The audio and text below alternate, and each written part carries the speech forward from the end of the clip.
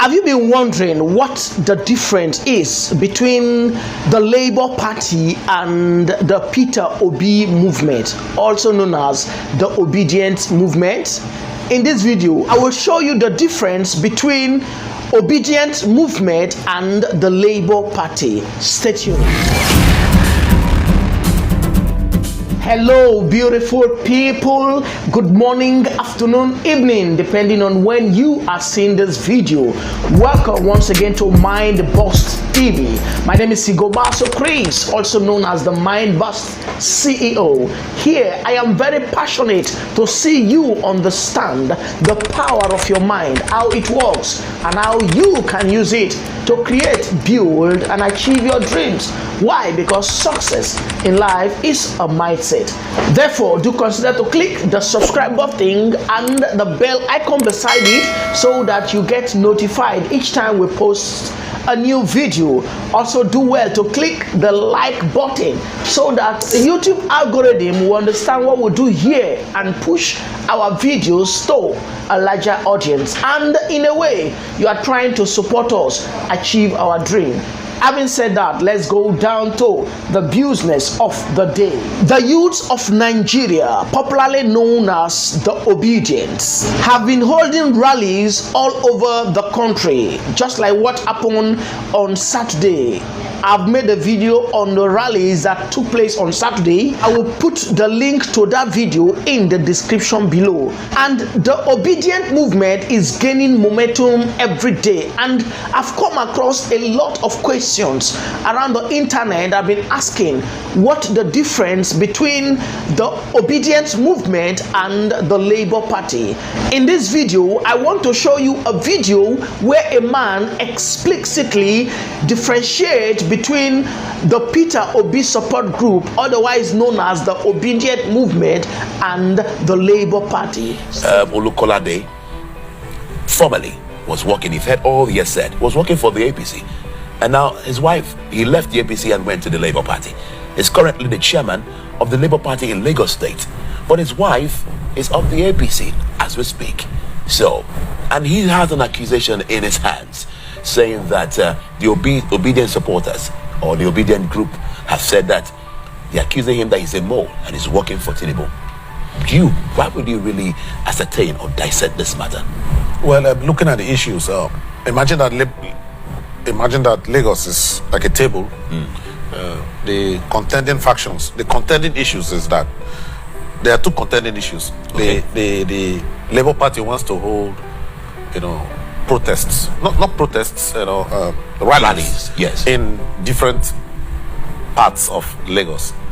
I think it's a template for the Labour, the Obedience, because there's a difference between Labour Party and the Obedience. Okay, you know that? Well, you're just telling me now. Obedience, right? Obedience say they're a movement, not necessarily. Okay, not necessarily believing in the party. Okay. Some of them are PDP members, some of them are APC members, some of them are just party, or people like called partyless people. They don't belong to any party, who just wants to vote for Obidati.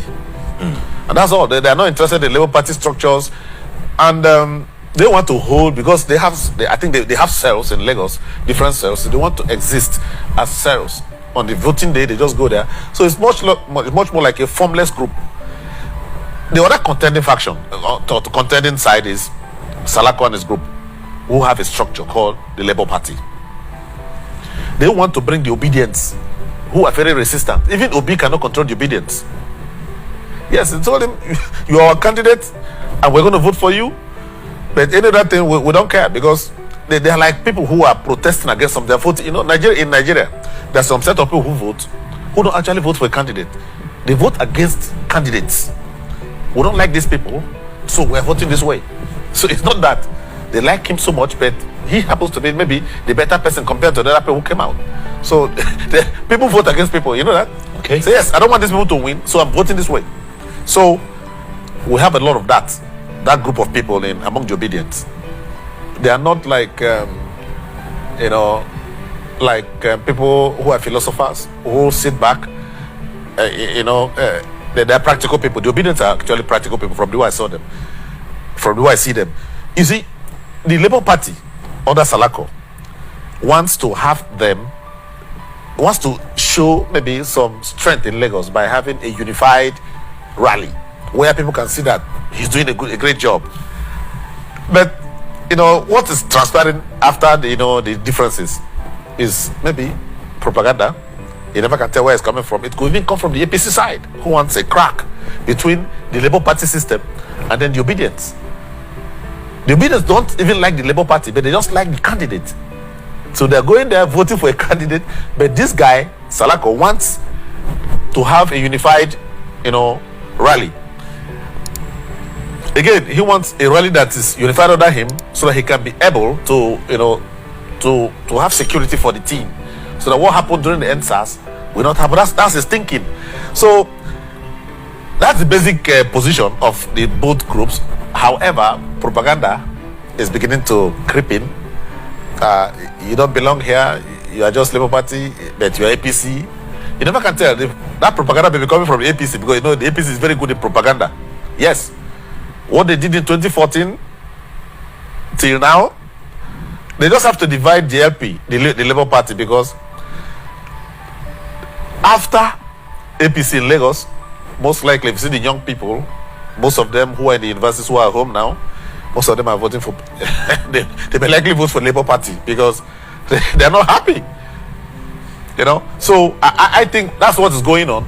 The propaganda is something else. People who want a crack in the Obidient and in the Labour Party and Obidient connection. They want a crack, and that is it. It may even be coming from the APC because of the kind of propaganda they carry. It may come from the APC sponsored through somebody, and that's that. Because I don't see the Labour Party structure trying to break away from the Obedience. They won't. Because that's people who are going to vote for the presidential candidate. In fact, it is even beyond Salako. So Salako has to find a way to handle it. So you're insinuating that the Obedient movement is actually bigger than the Labour Party? Of course. And that's many of the young people don't even know where the Labour Party office is. All they know is they want to vote for a president and go back to their states and vote for someone else. They say they're not interested in parties. Go back to their state, vote for someone else, and go back to other structures and vote for. They said they will tell you they're voting because of the face of the man who's telling them something that they understand. So off the camera, you said something about structures, not really the insinuations about the Labour Party not having structures, which is really now most of the people have found it very contested. It depends on what you call structures, because when you have cells of people who believe in something, there are also structures, just that they are amorphous. And when it comes to voting, everything boils down to single vote by every single voter. And they keep on organizing themselves without funding. They fund themselves. These are very dangerous kind of political process. It's strange. It's never happened before. So this is a different. I think that the APC and PDP people, APC and PDP are apparently afraid of the Obedience because they don't understand their reach. In fact, in a poll carried out by Atero Peter side, the Obi's campaigns, Obi was already ahead. So nobody understands how. So definitely they just want to crack them. They want to crack that connection between the Labour Party and the Obedience. That's what's going on. The propaganda is out to create that mistrust in Lagos. Now you have known the difference between the Labour Party and the Peter Obi movement. The Nigerian youth is not concerned about the political party you belong to. All that the Nigerian youth want is a good environment, a level playing ground where they can showcase their skills and their potential. Let me tell you the truth. Nigerians are blessed. We have men that are resourceful, men that are skillful, men that are turn around things, but the environment is not allowing them to showcase these talents. With the forthcoming election, it is placed in our hands to make the choice of who becomes the next president of Nigeria. On a concluding note, the future of Nigeria, our children and generations yet unborn lies in our hands. as we prepare to vote in the forthcoming 2023 presidential and the general election. I do crave your indulgence to please vote wisely. Hope you have learned something from this video. If you do, please do well to click the subscribe button so that you'll be one of the first to get notified each time we post a new video. I guess you have a question, you have a suggestion or anything, please do well to ask at the comment section of this video. I want to hear from you. Like and share this video with someone. Thanks for always being there.